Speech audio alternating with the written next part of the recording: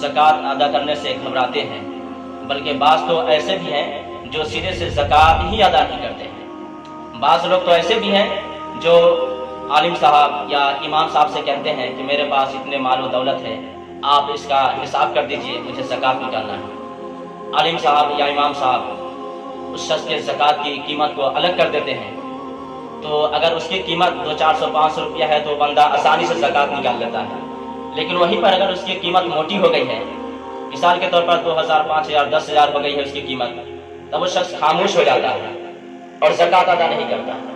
کیوں ادا نہیں کرتا ہے بھائی؟ اس لیے کہ اب اس کی آنکھیں نکلنے لگی ہیں، منہ کلیجے پہ آنے لگا ہے، اس کے دل میں مال کی محبت غالب آ چکی ہے، اب وہ شخص زکوٰۃ ادا نہیں نکالنا چاہتا ہے کہ میرے پاس میں نے اتنی پریشانی محنت و مشقت سے کمایا اور 10,000 میں زکوٰۃ نکالوں، شخص نہیں نکالتا ہے۔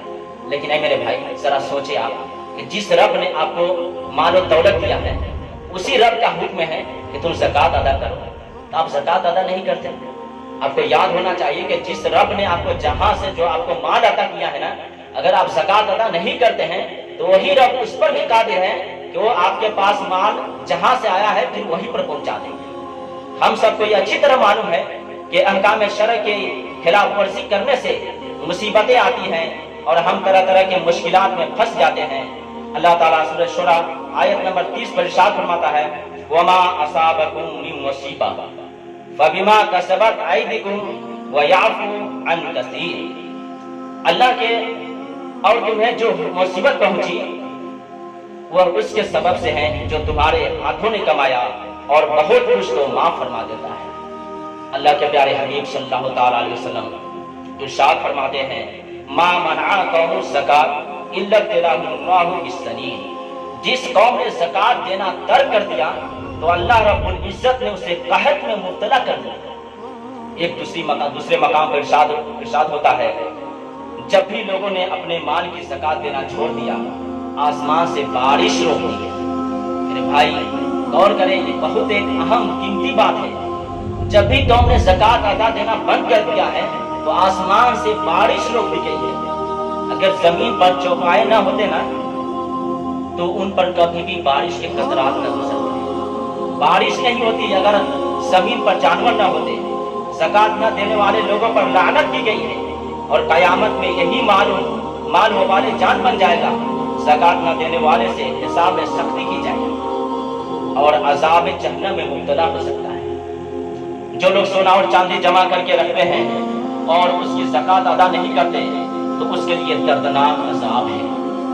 وہی سونا اور چاندی جہنم کی آگ میں دبایا جائے گا اور اسی سے ان کی پیشانی، کروٹیں اور پیٹھیں داغے جائیں گے۔ یہ عذاب قیامت کے دن ہوگا جو 50,000 برس کا دن ہوگا۔ اسلامی ماں اور بہنیں ذرا غور سے اس بات کو سنیں، کیونکہ اسلامی خواتین کے اندر زیور کا ہوس زیادہ ہوتا ہے، زیور پہننے میں کمپٹیشن ہوتا ہے۔ تو آئیے ہم حدیث کی روشنی میں ان عورتوں کے بارے میں حکم جانتے ہیں جو زیور تو بڑے ہی شوق و ذوق کے ساتھ پہنتی ہے مگر زکوٰۃ ادا نہیں کرتی ہے۔ میرے اسلامی بہنیں آپ ذرا غور سے سنیں اس بات کو۔ حضرت عمرو بن شعیب سے روایت ہے کہ حضور اقدس صلی اللہ تعالیٰ علیہ وسلم کی خدمت میں 2 عورتیں حاضر ہوتی ہیں، ان کے ہاتھ میں سونے کے کنگن تھے۔ تو رسول کائنات صلی اللہ تعالیٰ علیہ وسلم نے ارشاد فرمایا کیا تم دونوں ان دونوں کنگن کی زکوٰۃ ادا کرتی ہو؟ انہوں نے عرض کیا یا رسول اللہ نہیں کرتے یا رسول اللہ۔ تو آپ صلی اللہ تعالیٰ علیہ وسلم نے ارشاد فرمایا کیا تم یہ پسند کرتی ہو کہ اللہ رب العزت میں آگ کے کنگن پہنائے؟ کون پسند کرے گا آگ کے کنگن پہننے کو؟ کون پسند کرے گی؟ کون عورت ہے جو آگ کے کنگن پہننے کو پسند کرے گی؟ دنیا میں ایک آگ کی ایک چھوٹی سی چنگاری ہاتھ اگر آ جائے تو پھر وہی شخص جانتا ہے کہ میرے ہاتھ کا حال کیا ہے، میرے دل کا عالم کیا ہے۔ انہوں نے عرض کیا یا رسول اللہ نہیں، ہم نہیں پسند کرتے ہیں۔ تو آپ صلی اللہ تعالیٰ علیہ وسلم نے ارشاد فرمایا پھر ان کنگنوں کی زکوٰۃ ادا کیا کرو۔ یہ ترمذی شریف کے حوالے سے میں نے آپ حضرات کی خدمت میں حدیث رکھی ہے۔ ایک دوسری روایت میں ہے حضرت اسماء بنت یزید رضی اللہ تعالیٰ عنہ سے مروی ہے کہ رسول کائنات صلی اللہ تعالیٰ علیہ وسلم نے ارشاد فرمایا جو عورت اپنے گلے میں سونے کا ہار پہنے گی कयामत के दिन उसके गले में उसी तरह का आग का हार पहनाया जाए। अल्लाह बचाए। और जो औरत अपने कान में सोने की बाली पहनेगी ना, तो कयामत के दिन उसके कान में उसी जैसी आग की बाली पहनाई जाएगी। जरा गौर करें मेरे इस्लामी बहनों, औरतों को इस बात का बहुत खास ख्याल रखना चाहिए, क्योंकि जो जेवर आज बदन की जीनत बन रहा है ना, वो ज़कात अदा न करने की वजह से कल जहन्नम की दहकती हुई आग बनकर बदन के लिए अजाब बन जाएगा। मेरे दोस्तों, अब आइए जरा हम देखते हैं कि निसाब की मिकदार क्या है।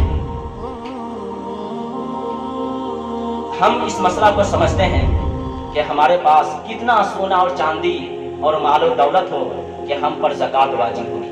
एक बहुत ही कीमती मसला है, अहम मसला है, इसको समझें।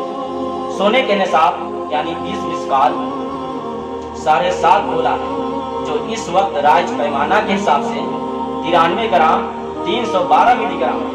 और चांदी का निसाब 200 दिरहम यानी 52.5 तोला यानी 653 ग्राम 184 मिलीग्राम है। अगर सोना चांदी अलग अलग कदर निसाब नहीं है, लेकिन दोनों की मजमूई कीमत किसी एक के बराबर हो जाती है, तो वो शख्स मालिक के निसाब है। मिसाल के तौर पर अगर किसी के पास 20 ग्राम सोना है, कितना 20 ग्राम सोना है और 10 ग्राम चांदी है, तो उसमें अलग अलग कोई कदर निसाब नहीं है, लेकिन दोनों की मजमूई कीमत इतनी हो जाती है कि 52.5 तोला यानी 653 ग्राम 184 मिलीग्राम चांदी खरीदी जा सके, तो वो मालिक के निसाब है और उस पर ज़कात वाजिब है। इसी तरह अगर किसी के पास इतना रुपया पैसा है कि जिससे 653 ग्राम 184 मिलीग्राम चांदी खरीदी जा सके, वो साहिब निसाब है, उस पर ज़कात वाजिब है। अल्लाह रब्बुल इज़्ज़त की बारगाह में दुआ है कि हमें दीन की बात समझने और उस पर अमल करने की तौफीक और रफ़ीक अता फरमाए। आमीन।